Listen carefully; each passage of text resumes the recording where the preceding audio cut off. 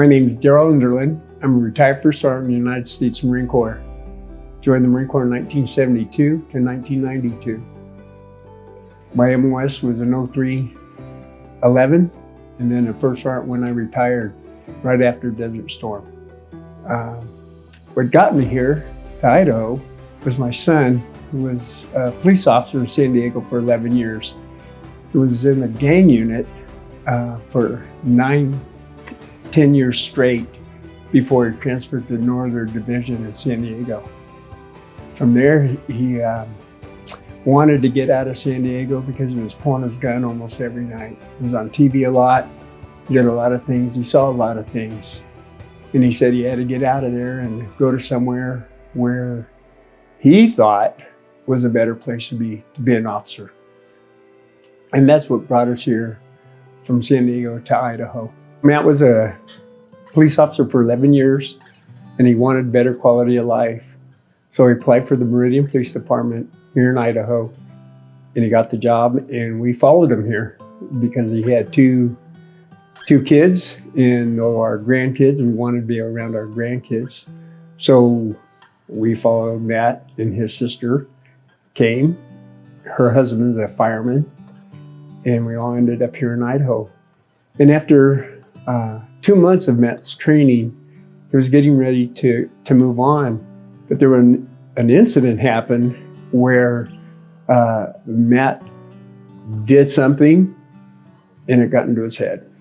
I'm not exactly know the details of it, but after moving here, he felt so much pressure, even after being a veteran and as a police officer of 11 years in San Diego with the gang unit.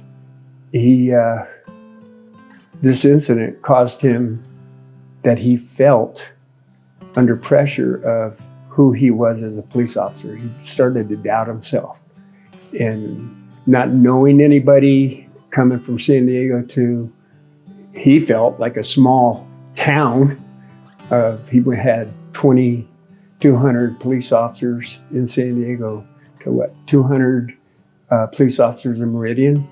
He felt a lot of pressure of not knowing anybody, starting over again, not having the confidence, because this one incident, he didn't think he can tell anybody about it, what he was going through.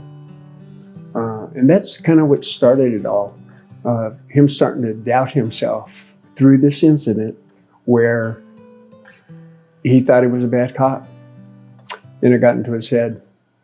And we didn't see the struggles that Matt was going through, but his wife did. And she didn't let us know too much, except as it was getting worse, his anxiety, depression, and the biggest thing is he wasn't sleeping. And Kristen told us, Matt's wife told us, Matt's really struggling. And I talked to Matt. Matt and I are very close. We did everything together through his whole life, from high school football. Well, he was my son. And motorcycle riding, and we came here thinking, oh man, we're gonna get the outdoors. We have the freedom of Idaho, not like California and all the regulations of riding and shooting and all the stuff that we liked.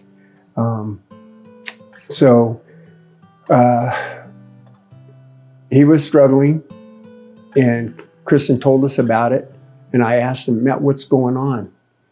And he said he was just having a hard time, and he wasn't having fun anymore being a police officer. And then as it was getting worse and he was not sleeping well, or not sleeping at all, I said, Matt, what's going on? He goes, I can't sleep. I go, why can't you sleep? My brain hurts. My head hurts. And I didn't understand it. What do you mean your head hurts? And I'm just being real because I talked to him. I didn't understand. How does your head hurt? I never could comprehend your head hurting. You know, it's not a broken arm or anything else, it's your head. And I understand you can't sleep sometimes, because you're constantly thinking of something. But he really said his head hurt. And for Kristen, my wife Karen, we didn't understand that. But Matt kept on saying, you can't tell anybody. Don't say anything. I don't want to lose my job. I just got here. And after being an 11-year police officer, he didn't know what to do. And he couldn't go to his chief or his lieutenant or a captain or anybody or sergeant and say, hey, I'm having problems with depression. I'm not sleeping. I have anxiety. What are they going to do? Hand me your gun. Can't go on. It's a liability. He would tell me that. I can't take a pill for anxiety because I can have a piss test of a drug. So he was stuck. He couldn't ask for help. He didn't feel like he could ask for help. And it just kept getting worse. He went 2 weeks without sleep. And that's where the downfall came. And was struggling with it of what do I do? And they would get in some arguments of, Matt, you've got to tell somebody or quit your job. This is not worth it. But he didn't talk about suicide. He never said, I'm suicidal. He never said it to me. I don't think he ever said it to Kristen. But he was hurting that bad. And he would just constantly be awake. And she would try everything, melatonin, everything.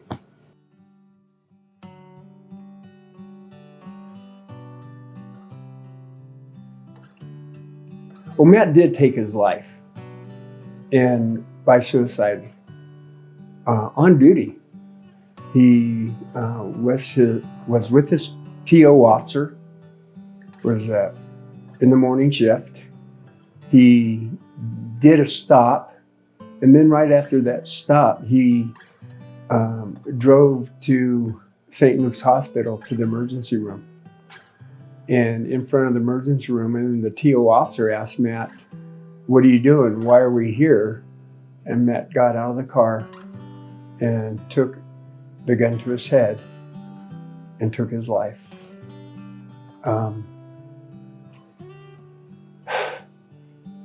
And he loved life. Matt loved life. If I could show you a picture of Matt, he had a smile on his face, and he did some great things in San Diego, delivered a baby. He made national news on a couple times on catching a criminal, homicide criminal. This baby was named after Matt and his partner. They named him Merrick for Matt and Eric. The guy was just a wonderful guy, but I never ever thought he could take his life.